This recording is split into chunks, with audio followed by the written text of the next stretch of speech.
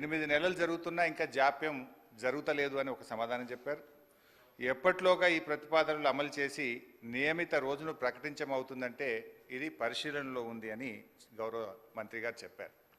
ఇది Congress party manifesto అధ్యక్ష. ఈ మేనిఫెస్టోలో page number 28 item number 14 TSRTC సిబ్బంది సంక్షేమం.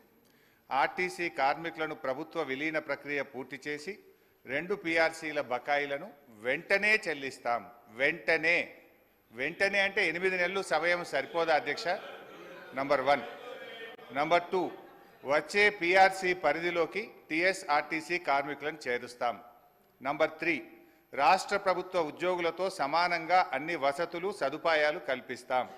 నంబర్ 4, ఆర్టీసీ బస్సులను ఆధునీకరించి విస్తరిస్తాం. అధునాతనమైన సౌకర్యాలతో కొత్త సర్వీసులను ప్రారంభిస్తాం. Number 6 and the last, RTC union పునరుద్ధరణకు అనుమతి ఇస్తాం. అయితే వారితో నా సూటి ప్రశ్నలు, నేను మంత్రి గారిని విషయాల్లోకి పోకుండా సూటిగా ప్రశ్నించదలుచుకున్నాను. మొదటి ప్రశ్న, గౌరవ మంత్రి గారు ఎప్పటిలోగా ఈ అపాయింటెడ్ డేట్ను ప్రకటిస్తారు?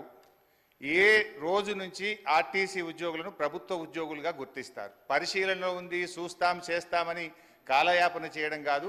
ఒక ఖచ్చితమైన తేదీని ఈ సభ ద్వారా ఆర్టీసీ కార్మికులకు చెప్పాలని మీ ద్వారా గౌరవ మంత్రి గారిని కోరుతా ఉన్నా. క్వశ్చన్ నంబర్ 2, యూనియన్ పునరుద్ధరణ చేస్తామని మీరు హామీ ఇచ్చారు. ఆ యూనియన్ పునరుద్ధరణ ఎప్పటిలోగా చేస్తారు? ఈ మధ్య మాకున్న సమాచారం ఏంటంటే ప్రభుత్వం నుంచి యూనియన్ పునరుద్ధరించేది లేదు అని మీరు ఉత్తర్వులు ఇచ్చినట్టుగా మా దృష్టికి వచ్చింది. మీరు ఉత్తర్వులు ఇచ్చారా లేదా? ఇవ్వకపోతే ఎప్పటిలోగా యూనియన్ పునరుద్ధరిస్తారు? క్వశ్చన్ నంబర్ 3, ఆర్టీసీలో చనిపోయిన కార్మికులకు గతంలో మా బీఆర్ఎస్ ప్రభుత్వం ఉన్నప్పుడు చనిపోయిన పిల్లలకు వెంటనే పర్మనెంట్ ఉద్యోగం మేము ఇచ్చేవాళ్ళం. కానీ మీ ప్రభుత్వం వచ్చిన తర్వాత ఆ పర్మనెంట్ ఉద్యోగం అనే నిబంధన తీసేసి బ్రెడ్ విన్నర్ స్కీమ్ అనే స్కీమ్ పెట్టి కన్సాలిడేటెడ్ పే కేవలం 15,000 రూపాయల జీతం ఇచ్చి 3 ఏళ్ళు మీరు 15,000 జీతానికి పనిచేస్తే అప్పుడు పర్మనెంట్ చేస్తామని చెప్పి ఇలా చనిపోయిన కార్మికులకు మీ ప్రభుత్వం అన్యాయం చేసిన మాట వాస్తవమా? ఇది ఎందుకు తెచ్చారు? గత ప్రభుత్వం లాగా చనిపోయిన కార్మికుల పిల్లలకు వెంటనే రెగ్యులర్ ఉద్యోగం ఇవ్వాలని అడుగుతా ఉన్నాను. నంబర్ 3.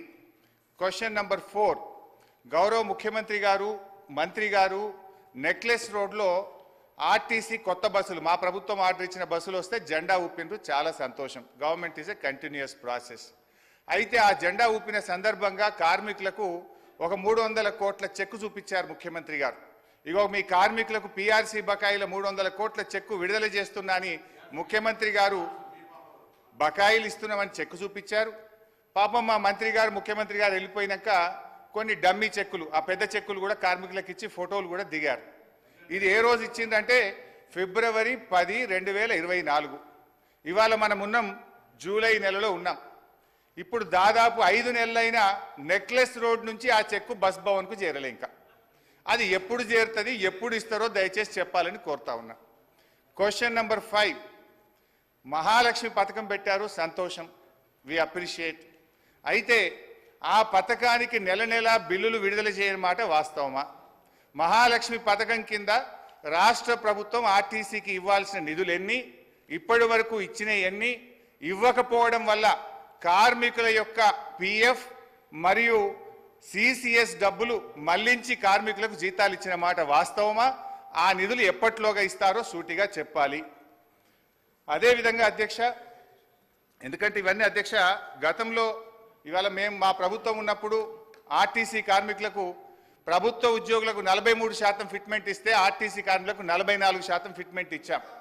గత తెలుగుదేశం ప్రభుత్వంలో కార్మికులకు కేవలం బడ్జెట్లో 100 కోట్లు పెట్టారు. కాంగ్రెస్ ప్రభుత్వం 200 కోట్లు పెట్టింది. కానీ మా ప్రభుత్వం 1000 కోట్లు, 1500 కోట్లు బడ్జెట్లో పెట్టి